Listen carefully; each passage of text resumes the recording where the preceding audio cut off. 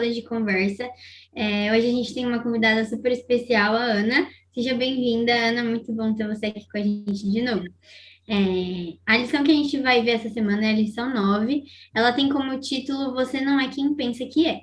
A lição vai tratar um pouquinho sobre a nossa identidade. Ela vai chamar a nossa atenção para quem realmente a gente é e a gente conhecer, né, aquilo que o Senhor realmente deseja da gente.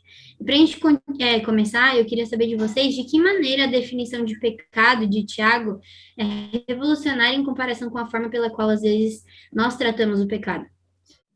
Bom, então, eu vi do que o Tiago fala, do que às vezes a gente pensa, que é algo muito mais abrangente o pecado.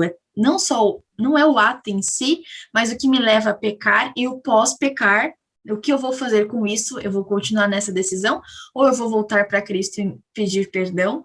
E também a questão de eu estou vendo a pessoa que pecou, como eu reajo a isso? Eu vou apoiar ou eu vou jogar pedra? Então, eu acho que isso eu achei interessante, que é algo além do ato.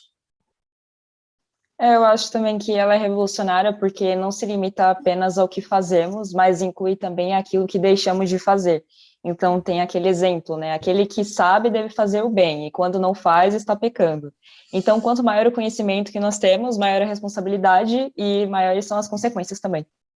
Eu gostei muito também dessa parte que a Cat falou, né? Que o Thiago vai ressaltar que pecado é não só o que a gente faz, mas o que a gente deixa de fazer. E, particularmente, para mim é muito mais complicado pensar no que eu deixo de fazer. Porque é muito fácil a gente se policiar para não fazer uma coisinha errada, para não falar aquilo. Enfim, é muito mais fácil se policiar para não fazer as coisas erradas. Mas é muito mais difícil você pensar, nossa, eu deixei de fazer algo que eu deveria ter feito. Pelo menos na minha visão, na minha vida, eu vejo que é mais difícil. E Tiago também vai trazer um ponto muito prático, né? Ele vai trazer um evangelho prático e ele vai falar: olha, não é só de pensamento, é na prática também. Não, mas também concordo que essa parte do pré-pecado, ela é tão importante, porque o pecado em si, o ato, né, você ir lá e fazer algo errado, ou deixar de fazer algo certo, é um resultado de algo que já está na sua mente, já está no seu coração. Então, o Tiago vai mostrar também que esse pré-pecado é que deve ser tratado, porque o pecado vai ser mais um sintoma, então você tem que descobrir a causa daquilo, que é muito mais importante, e é aí que, enfim, o evangelho vai fazer toda a obra dele, né? Eu achei super interessante que no texto, o Tiago, ele fala, traz a noção da identidade, que a Vicky comentou, né? E ele fala que assim, ele começa colocando contextualizando que não é nossa função como seres humanos julgar os outros seres humanos.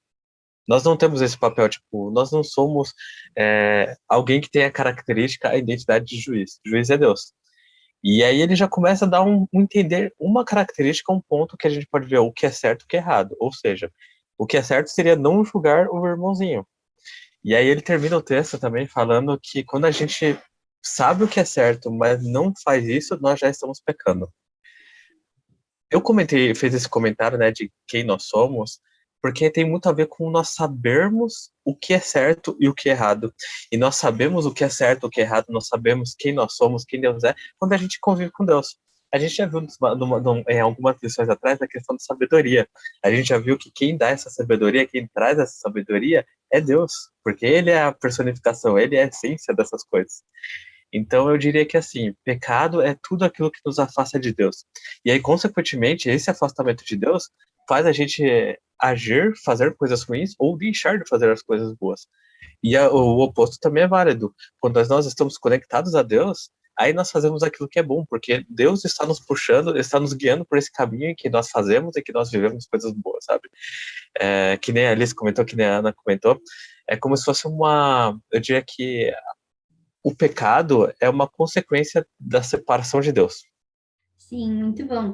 E continuando aqui, como Jesus teve equilíbrio entre aceitar completamente o pecador, mas não desculpar o pecado? Eu acho que isso entra muito na questão do que é o verdadeiro amor. Você ama, mas você também, quando você tem um filho, você fala, olha, filho, não faz isso, porque vai dar ruim. Então, tem essa questão de você ter a justiça, mas também amar. É uma questão que só Deus tem. Então, eu acredito que esse verdadeiro amor traz consigo esse equilíbrio de você amar a pessoa, mas você não compartilhar da mesma ideologia para a pessoa ter aquela ação.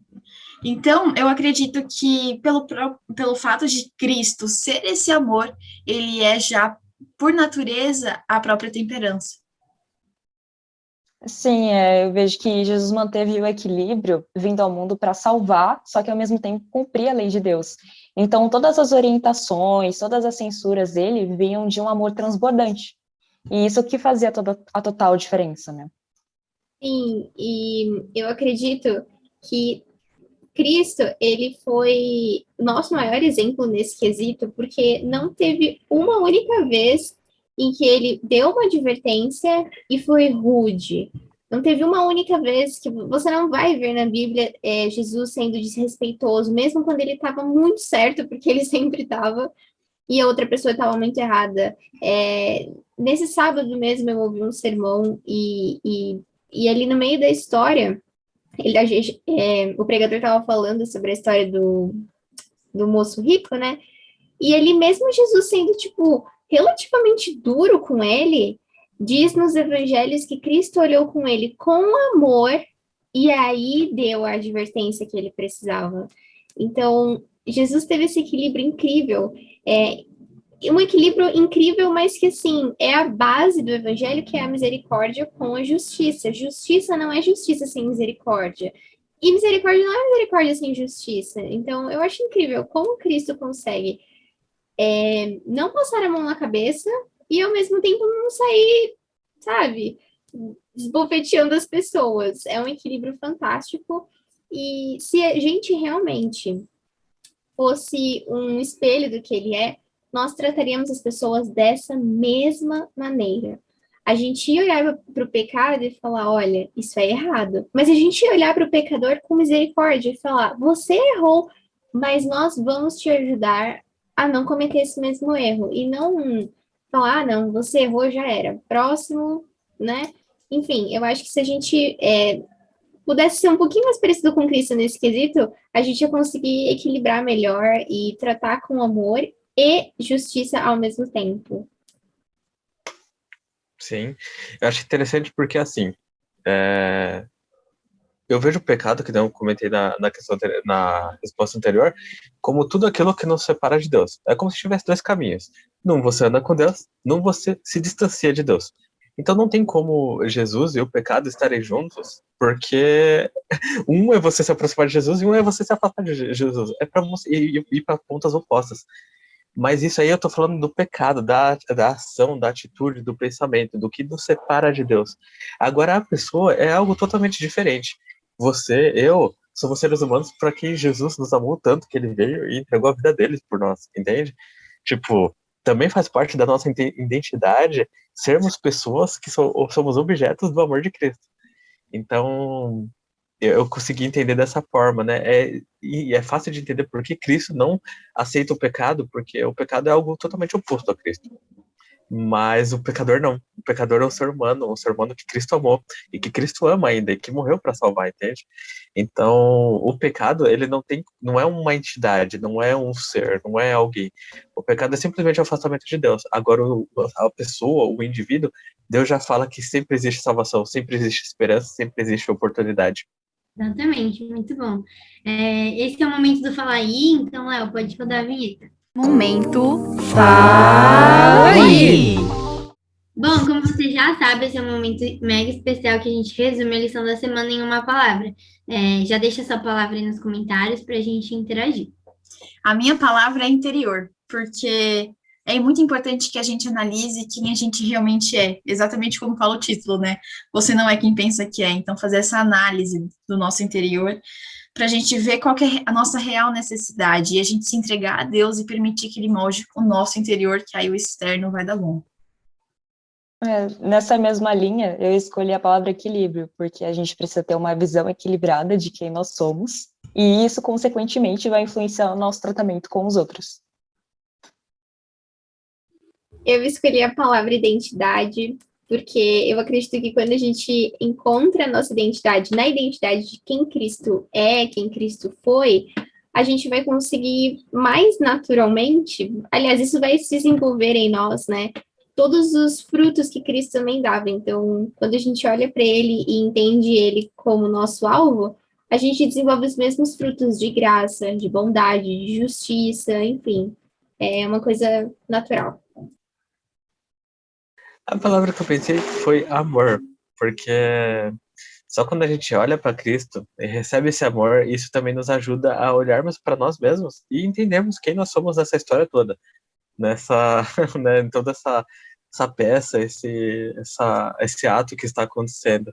Então, eu acho que o amor de Cristo é o ponto fundamental para a gente poder seguir uma vida mais equilibrada, uma vida mais, digamos assim, de acordo com os pensamentos e os ideais de Deus, porque Ele é o próprio amor, né?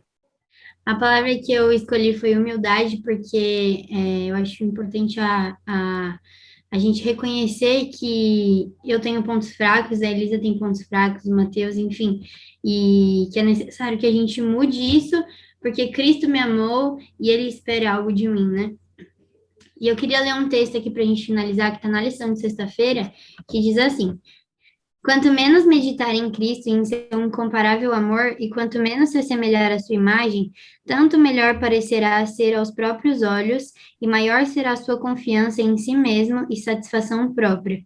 É necessário que você cuide dos pontos fracos de seu caráter, para conter más tendências e para fortalecer e desenvolver nobres faculdades que não têm sido devidamente exercidas. O mundo nunca conhecerá a obra que prossegue secretamente entre o coração e Deus, nem a amargura de espírito, a aversão ao próprio eu e aos constantes esforços para dominá-lo. Mas muitos do mundo serão capazes de valorizar o resultado desses esforços. Eles verão a Cristo revelado em sua vida diária. Bom, eu espero que você tenha entendido que todo ser humano é eternamente valioso e amado e cuidado por Deus, né? Ao mesmo tempo que Deus é Deus e nós somos apenas criaturas, mesmo assim Ele continua nos amando. Meu desejo é que todos os dias a gente possa lembrar da nossa identidade, lembrar daquilo que é certo, daquilo que é errado, dos nossos pontos fracos, e tentar melhorar todos os dias e nos relacionar com Cristo para que a gente possa passar a eternidade ao lado dele. Bom, essa foi a lição dessa semana. Espero que você tenha gostado. Se você gostou, deixe seu like aqui também. E como o Matheus fala, se não gostou, deixa o like também. Compartilha com seus amigos e a gente te espera na próxima semana. Olá, seja bem-vindo a mais uma lição em 10 minutos. Bom, só um minutinho, tá passando um avião de novo. Vocês estão ouvindo o barulho de avião? Parece que o avião tá aqui do lado de casa. Então tá bom, então tá junto, obrigada. Raramente. Ficou horrível que eu falei. Podemos de novo? Podemos, obrigada.